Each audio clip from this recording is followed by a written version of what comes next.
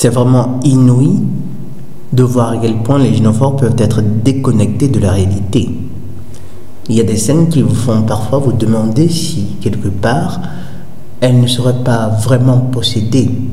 En fait, nous savons bien qu'elles le sont. Ce sont des micro-possessions en réalité. Je vous propose de regarder une brève vidéo qui probablement sera censurée. Donc, si ce sera le cas, je vais essayer par la suite de masquer les visages ou bien de la limiter. Mais on y voit une gynophore qui est tellement déconnectée de la réalité qu'elle a perdu tout sens, qu'elle a perdu la conscience de sa fragilité, de sa vulnérabilité. Regardons donc d'abord la vidéo, ensuite nous allons faire un bref commentaire. Олег, блядь, я же говорил, Олег, блядь. Не провоцируй. Че, сука ебаная. Олег, уйди. Уйди оттуда. Не провоцируй, я, блядь, говорил же тебе, блядь. Et voilà mes chers amis.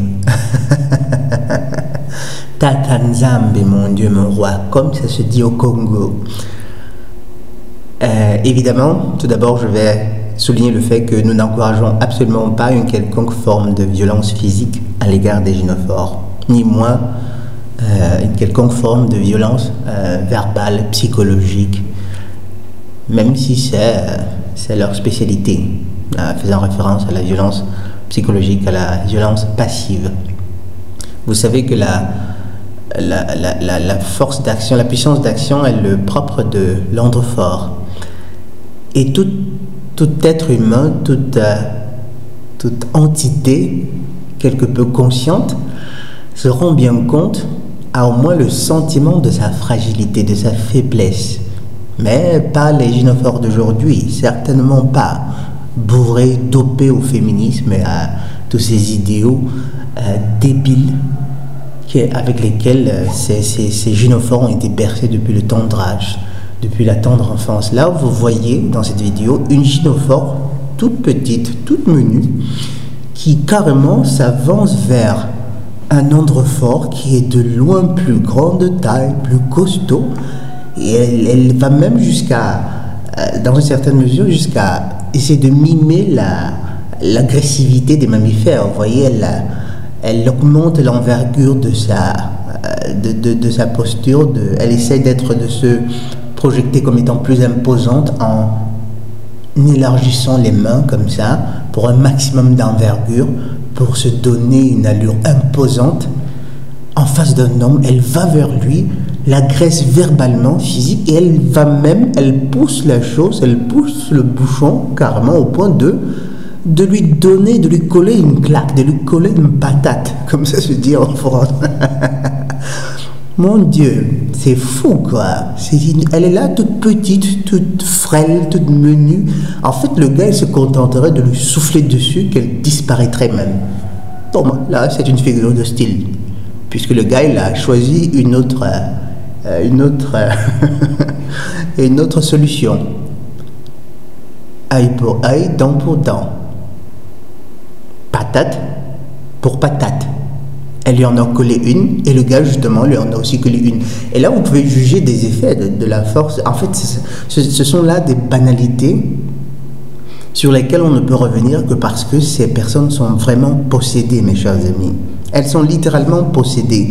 Comment une si petite femme ne se rend-elle pas compte qu'elle n'a absolument aucune chance de s'en sortir en face d'une masse de muscles telle que l'est cet homme? Elle lui donne une claque. En fait, la claque qu'elle lui donne n'a pratiquement pas d'effet sur lui. Zéro. Par contre, lorsque le gars réagit, vous voyez ce qui se passe.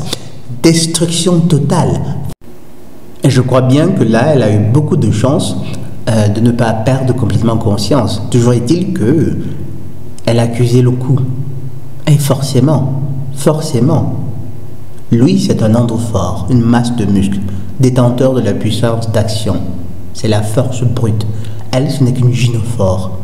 Et elle, là, au tapis, et ça se voit, qu'à un moment, elle perd un peu ses sens parce qu'on la voit complètement désorientée. Et qu'est-ce qui se passe? Elle se relève tout modestement, avec beaucoup d'humilité. Elle essaie de s'arranger les cheveux et elle s'éloigne. Une chose qui évidemment aurait pu être évitée si seulement elle avait su rester à sa place.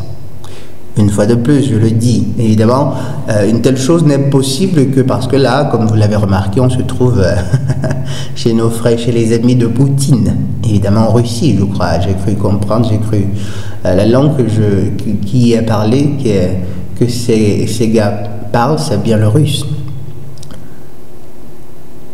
Si vous commettez l'erreur d'appliquer un tel jugement au xénophore dans un pays de l'Ouest, évidemment, vous allez vous retrouver en prison, en cellule, tout au moins. Même s'il s'agit là de légitime défense. Même s'il s'agit là de légitime défense. Le gars, il est dans son coin. La chose pouvait évidemment rester à un échange peut-être verbal, peut-être vif. Ça pouvait se limiter à cela, échange d'opinion. Mais non. On lui a dit qu'en fait, elles étaient capables de tout ce dont sont capables les hommes, qu'elles étaient aussi fortes que les hommes. Elle s'en va vers lui et elle lui colle une gifle, comme ça. Vous voyez, c'est terrible. Elles ont complètement perdu le sens, elles ont perdu toute conscience de leur fragilité, de leur vulnérabilité. Et comme je vous le dis si souvent, mes chers amis, attendez donc le jour où arrivera une certaine forme d'anarchie, peut-être parce qu'à la suite de l'écroulement, du renversement des gouvernements, ou bien une fois que les seigneurs ténébreux auront déchaîné sur l'humanité ce qu'ils ont concocté depuis des siècles. Je vous assure que la plupart de ces gynophores-là, tout simplement, tout humblement, feront précisément comme celle que vous avez pu voir dans cette vidéo. Elles redécouvriront, elles réacquerront la conscience, la pleine conscience de leur fragilité et de leur vulnérabilité.